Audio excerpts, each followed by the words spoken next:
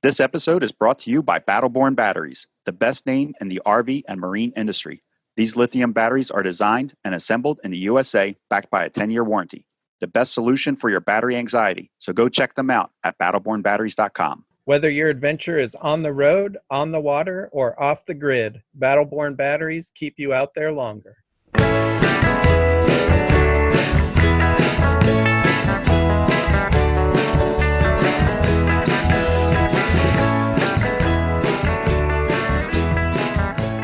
You are listening to Beyond the Wheel, a podcast about the people and ideas that drive the RV community forward.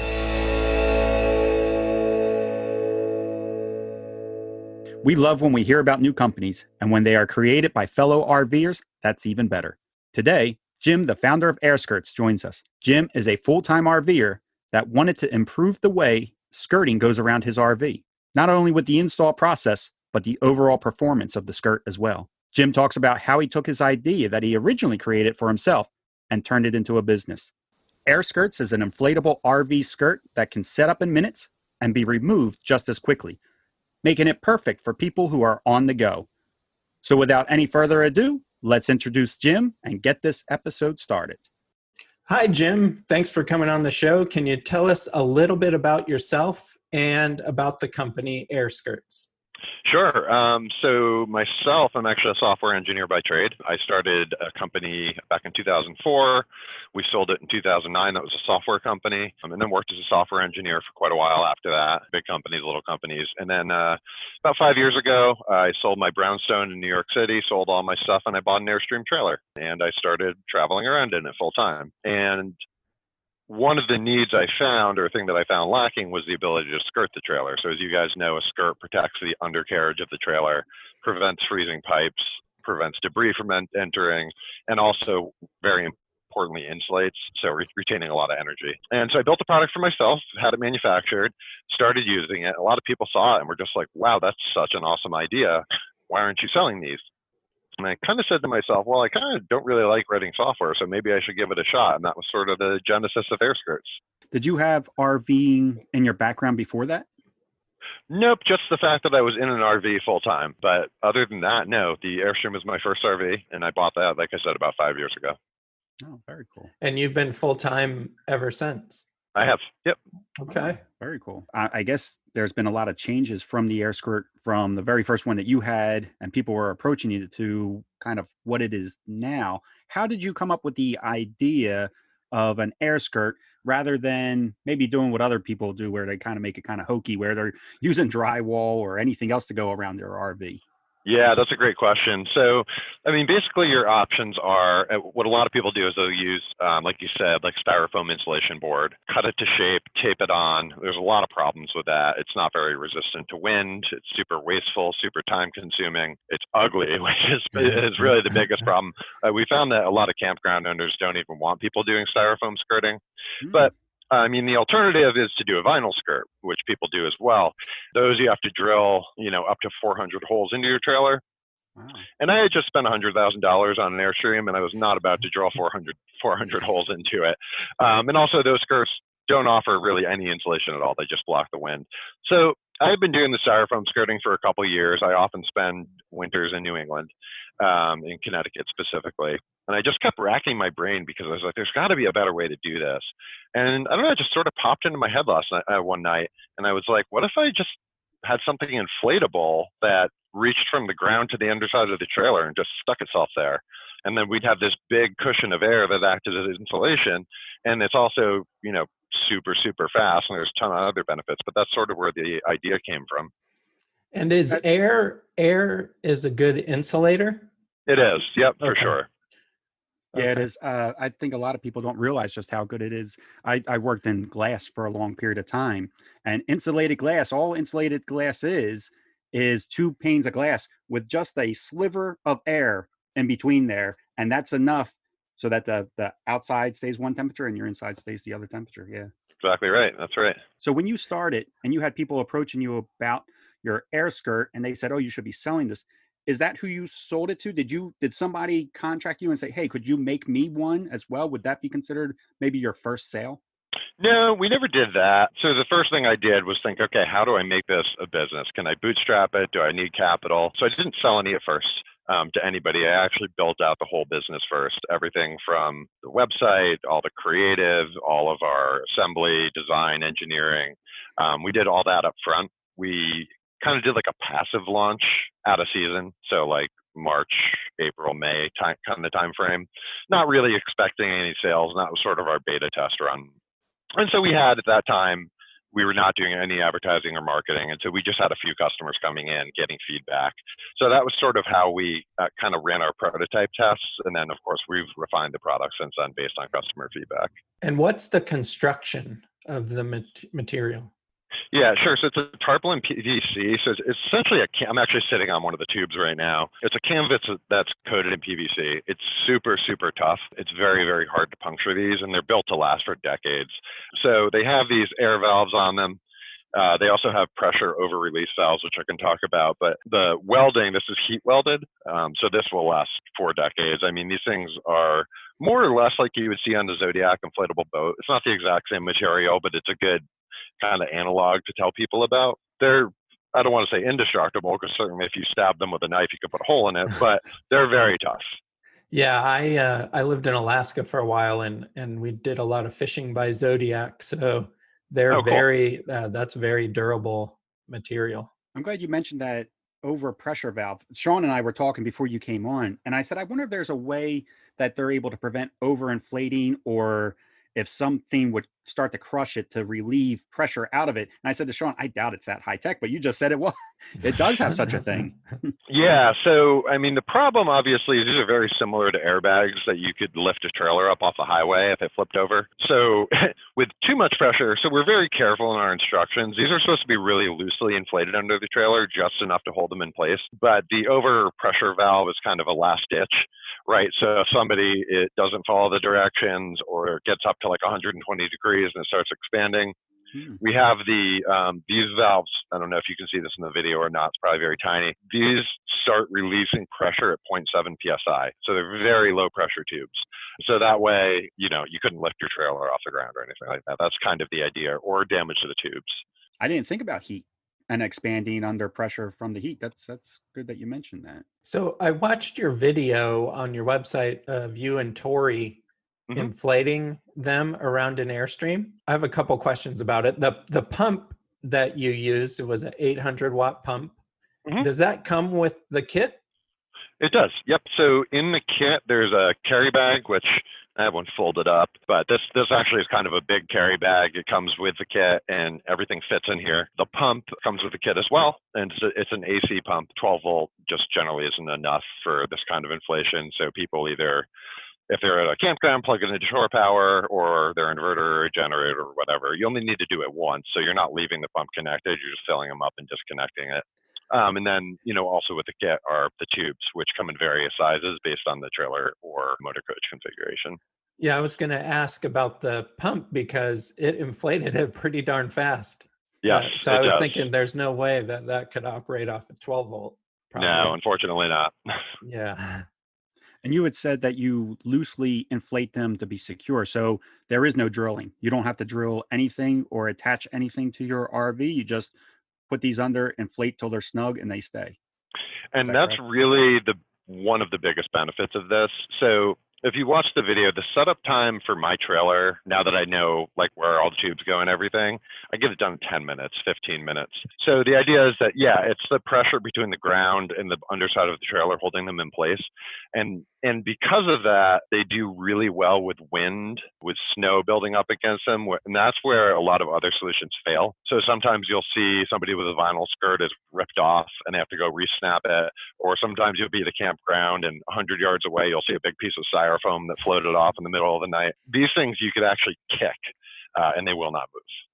Okay. So they're very resistant to wind, and it's really the air pressure that's holding them in place, which is also why the setup is so quick, and you don't have to put a single hole in your RV. You don't have to change anything about your RV. I like that. And you mentioned weather resistant. So, I mean, they're good snow, rain. You mentioned sun, I guess. So they're pretty resilient Absolutely. against heat and all that. Oh, Yeah. that's great. Yeah. That's great. Yeah. I mean, they're really tough. And then we have some other components too to fully seal off the trailer. So we have, like, for dual axle trailers, we have this thing called a tire wedge. So this goes between your two tires. So we have some other specialized products. This thing is like this is called a stair pillow. This is for those kind of stairs like an Airstream or a lot of travel trailers have that drop underneath, because there will be some gaps created. So this just fills that gap. So yeah, there's a number of other things we offer to seal things up. I like the stair pillow, and it looked pretty easy to stick in there and pump up. So it was, I thought it would be more complicated, but it was pretty straightforward. So when you're doing your install, you're just placing the air skirt in position where you want it. Then you do the inflate until it. Man, that is easy. Man, that's easy. Yeah, you kind of you maybe move them a little bit so that they're snug as you're doing the inflate. So usually we tell people fill them up about halfway, reposition them, then fill them up the whole way, and that's it. I mean, it's super quick, and that's the nice thing about it. We have a lot of customers who, go skiing or hunting, and they're setting up somewhere camp for 4, 5, 6, 7 days, and because they're so quick to set up and to break down, they're able to skirt their trailer even if they're making short stops. And obviously, any other kind of skirting, you're talking about styrofoam, you're talking about a full day of work. I saw a guy who did a wood skirt, said it took him about 3 days. So you're not moving around with that kind of skirt. That's completely permanent skirting. And this stuff is made to go with you. You could skirt for a weekend if you wanted to. It's quick enough.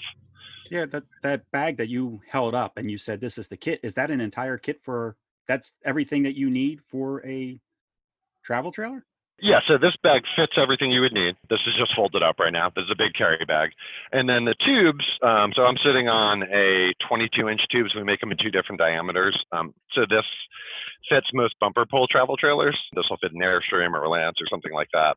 And then for fifth wheels and for travel trailers that sit a lot higher off the ground, we have a 34-inch tube, and then they come in different lanes. So they come in 4, 6, and 8 feet, and we're about to introduce a 2-foot tube as well. So, like, for example, this one here, which I'll kind of see if I can show you. This is just this is a smaller tube. This is a 4-foot tube. And that's why the kits, so another thing that's kind of unique is we're actually able to sell these off the shelf, which you can't do with any other kind of skirt because they're so modular. So basically you just get the right number of tubes, and we have different kit sizes, and then you just configure them, conform them a little bit because they do bend and they can be compressed in and out, and then they'll fit pretty much any trailer. So we just sell them based on the length of the RV and the height off the ground. Okay. What about drivables, like a motorhome? Yep, not a problem. We have plenty of people in Class Cs, Class As. It's the same concept. Typically with those, we try to get a measurement between the wheels just to make sure we're putting exactly the right tubes in. Those are the only ones we really need to measure. Travel trailers in general, the kits just work based on as long as you buy the right kit length. But motorhomes will typically take a measurement first, but they work fine. These tubes don't have to inflate all the way. This is actually overinflated, so I can sit on it. But if I had a lower ground clearance, it would just kind of, go maybe that high or that high or that high. Okay. So when somebody's interested in purchasing one, you said off the shelf. So it doesn't sound like they necessarily need to contact you, let you know what type of travel trailer or RV they have. They can kind of just figure it out on their own, I guess, what they need. They can, yeah. All the information's on the website. We're always more than happy to take a call and help them, though. We answer the phone all the time, sometimes even really late at night. I think a lot of our customers, with this kind of sale, want to talk to a real human being and just make sure they're doing the right thing. But yes, they get the kits are fixed. There are, I think, 6 or not. I don't remember how many kits there are, but there's just a certain number you can choose from. You pick the right one, you order it, we ship it to you. So there's only a certain number of variations. When they're doing the install for the very first time, are they labeled in any way? Are they marked front, back, left, right, or anything like that? So no, so they're just labeled with the different tube sizes. But in the instruction book we provide, we give some detail as to how to figure out where they go. The first time you set it up, it might be a little trial and error. So maybe the first time will take you 30 minutes because there's, think of them like Legos. There's a lot of ways you can put them together, but we provide some general guidance. I just had a customer email me yesterday. He actually does portable showers, not RVs, and he's using these for his showers. And he was just telling us how blown away he was by how easy it was. He didn't have to call us for setup. We actually almost rarely have people with setup problems. They all figure it out on their own. And have you done any testing as to the temperature difference inside the RV or on the floor of the RV in that using the air skirts versus not using the air skirts? Nothing very scientific. Okay. But I can tell you, it's you can tell pretty quickly. Even with like a sheet of vinyl skirting, you can tell pretty quickly. But just the are my feet cold on the floor test is pretty good. Yeah. But you can immediately see the energy savings. I mean, I used to go through so much propane when I didn't have a skirt on, because in a lot of travel trailers and fifth wheels, there's little to no insulation in the floor specifically.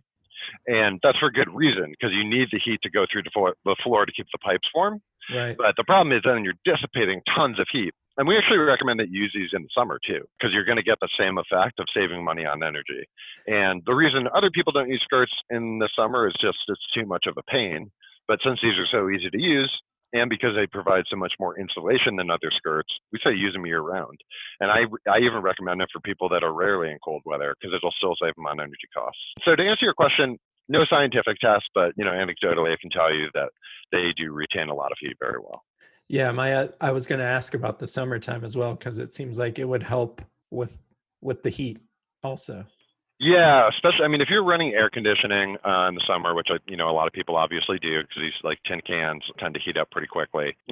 Obviously everybody knows cold air sinks, right? So, and you have no insulation in your floor, you're just leaching energy out of your floor all the time. So this is a big cost savings there. You've mentioned that you have 6 standard sizes. Do you also do custom? Could somebody call you and say, hey, I have the most bizarre shaped RV you've ever seen. Could you guys make them something if they needed it? What we can do for folks like that is just sell them different configuration of tubes.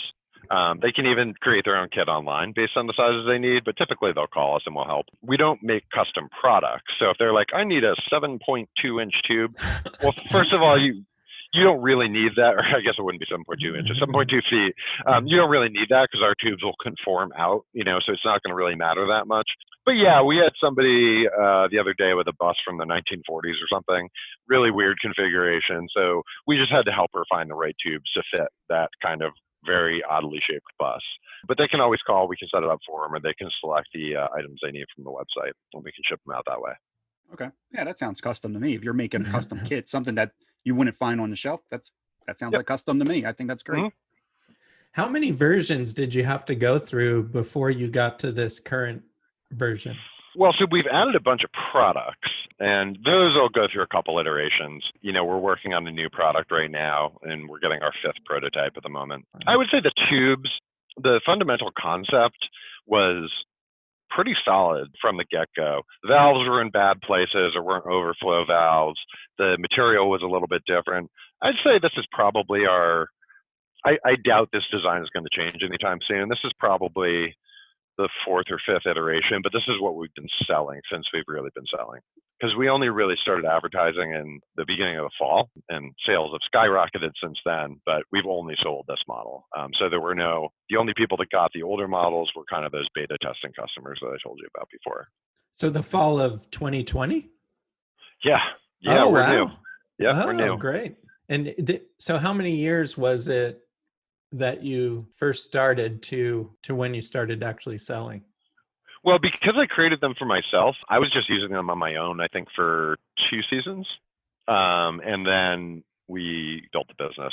My brother, who's part of the business, is an engineer and has a big background in manufacturing. So he helped a lot, and so we're sort of partners. And that was probably the beginning of 2020 is when we really started putting everything together in terms of getting the business. And then obviously the sales season, it is kind of a seasonal product. So sales, we started really pushing advertising back in, the beginning of the fall.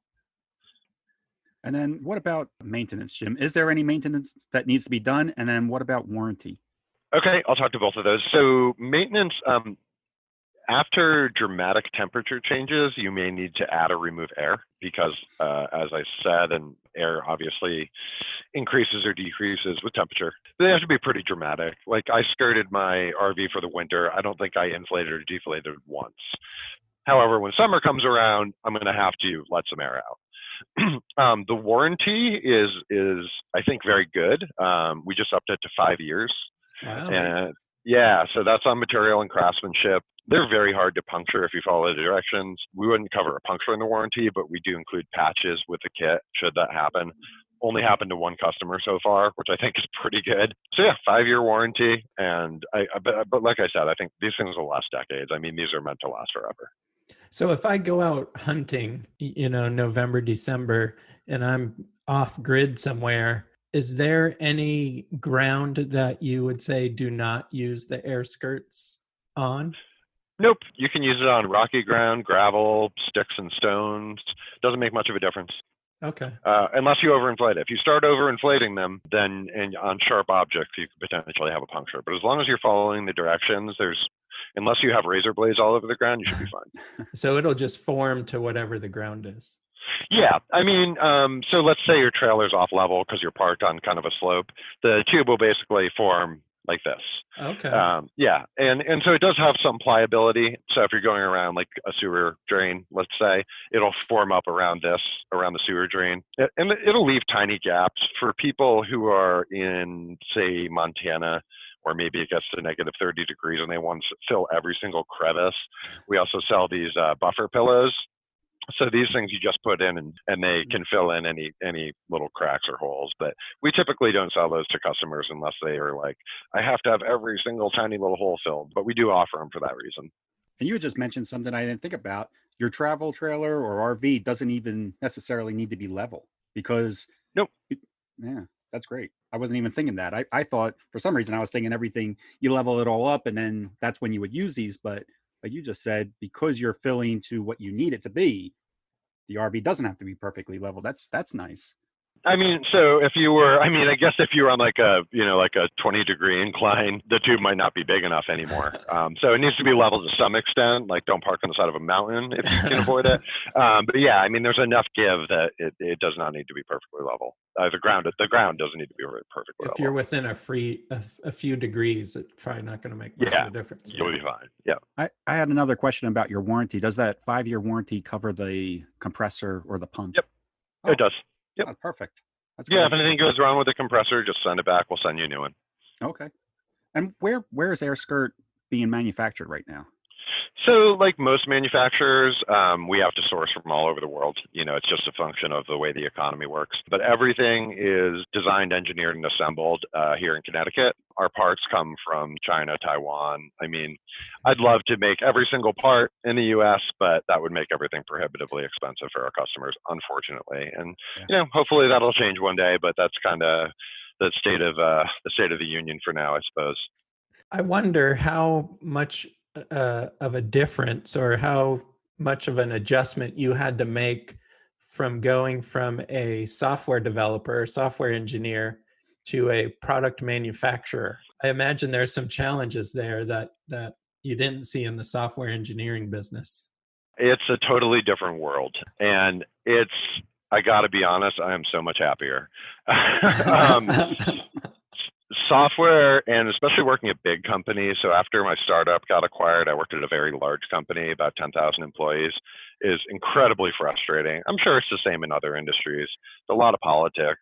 I was writing code, but I was also managing big teams of developers. And honestly, I just wasn't passionate about it at the end of the day. And this product, I mean, it's something I believe in. I made it for myself. I made it for a reason.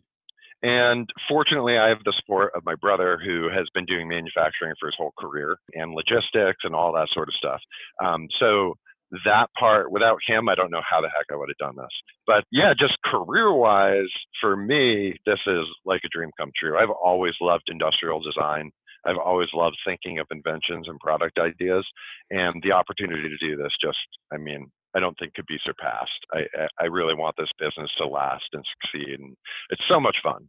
It's really so much fun, whether we're packing boxes or talking to customers who just got their kit and they're thrilled, or doing the work on the website. It's all just a blast.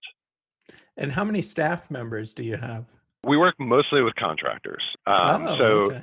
Yeah, because our sales and support staff are located all over the country. Most, or if not all of them, are full-time RVers. We do like to hire that way. So they're all contractors. In manufacturing, probably 10 people, and then in the old Saybrook office, about 5. So we're pretty small still, but we are very efficient. I thought the opposite. I thought that sounded like a large operation, actually, for being That's so new and young of a company. I think that's great.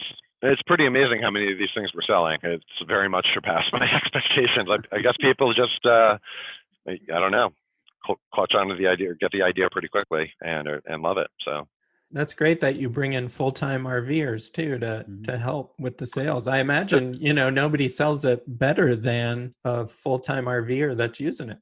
that's absolutely right. And our big push now, so we do all direct-to-consumer sales right now.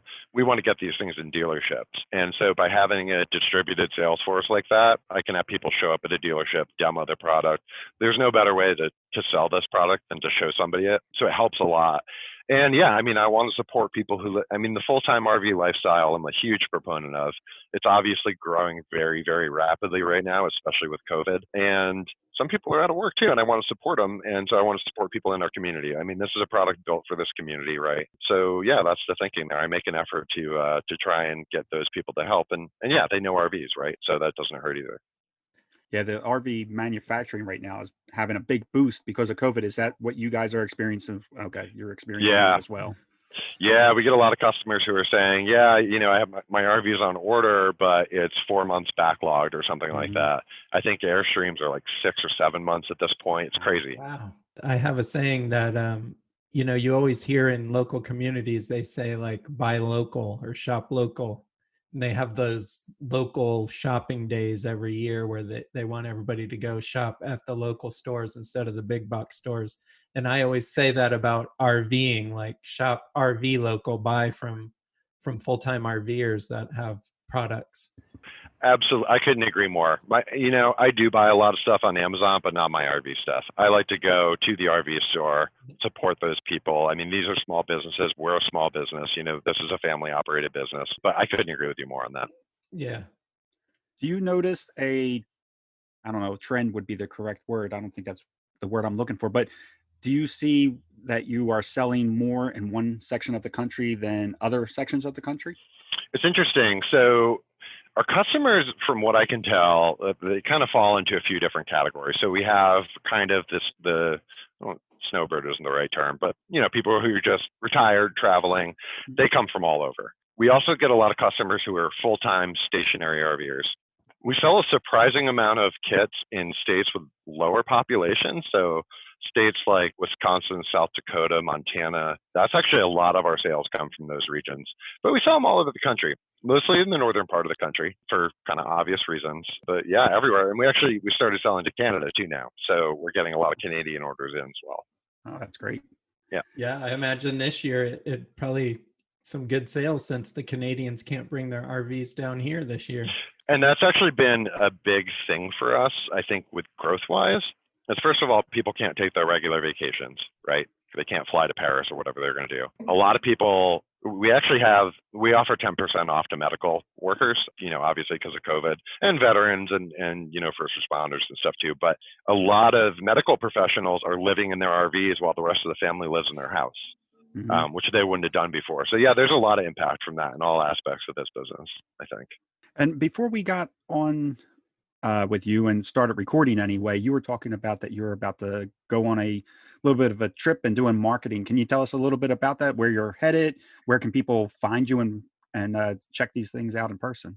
Yeah, so we are going to head out in my Airstream. We're going to bring the product with us, and we're going to kind of set up meetings as we go along. Because when I'm traveling, I'm not much of one to stick to a plan.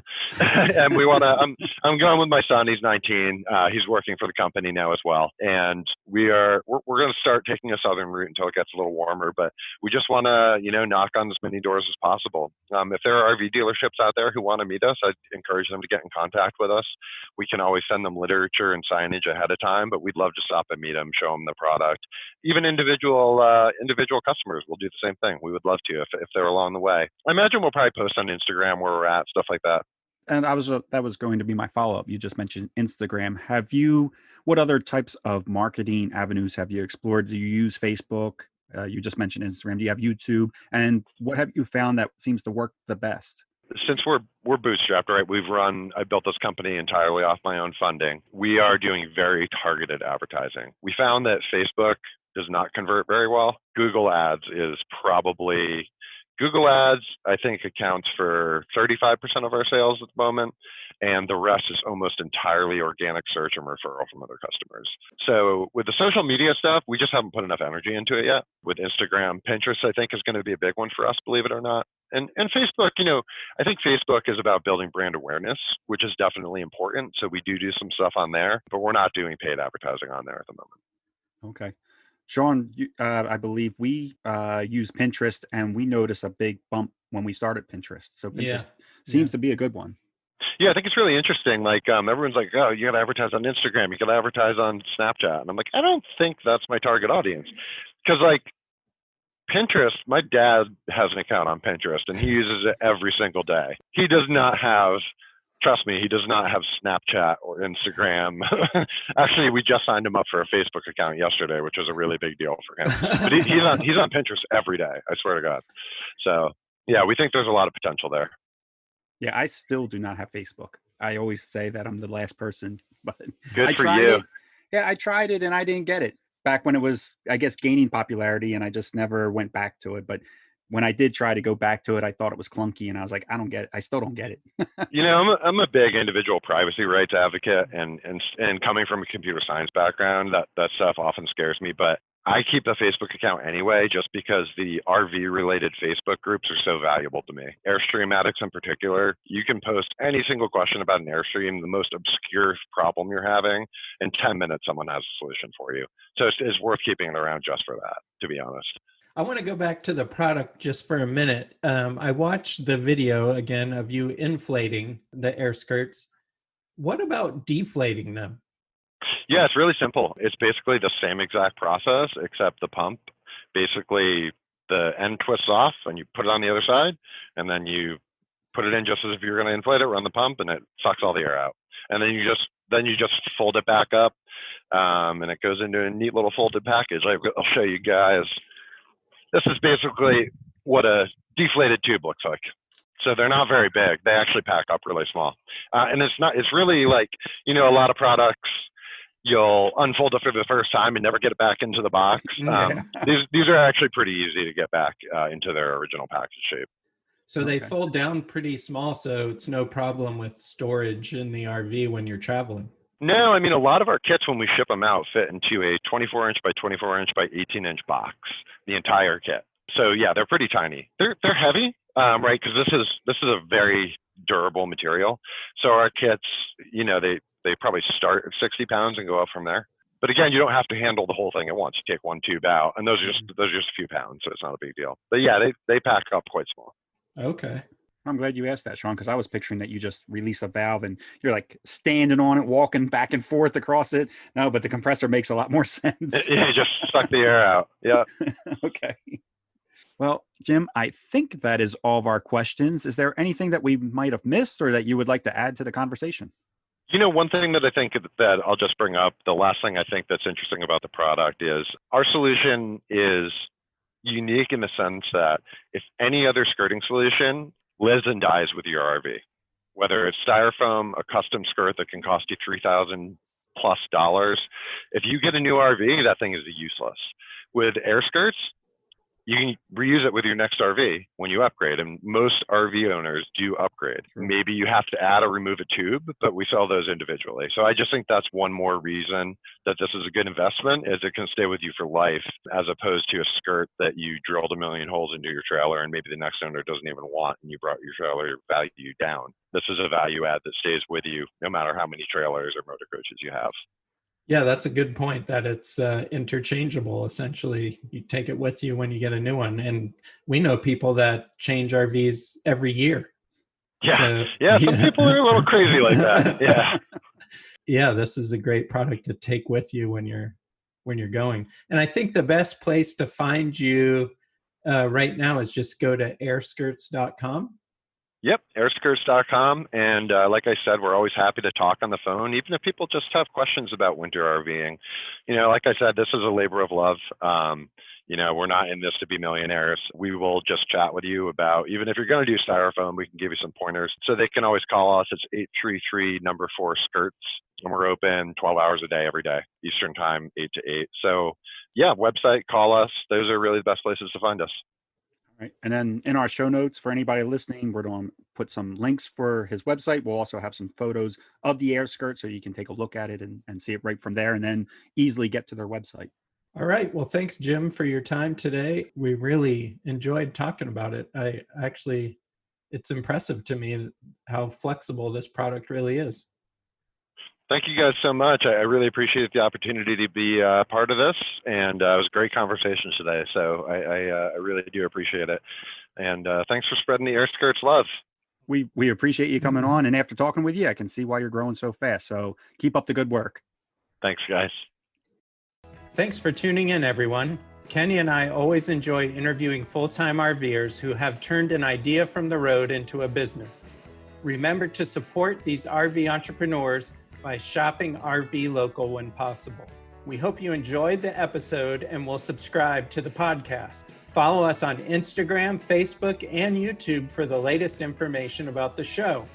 Also, check out our website, beyondthewheelpodcast.com, for the latest RV news and information. Thanks again, and we'll be back in 2 weeks. This episode is brought to you by Battleborn Batteries, the best name in the RV and marine industry. These lithium batteries are designed and assembled in the USA, backed by a 10-year warranty. The best solution for your battery anxiety, so go check them out at battlebornbatteries.com.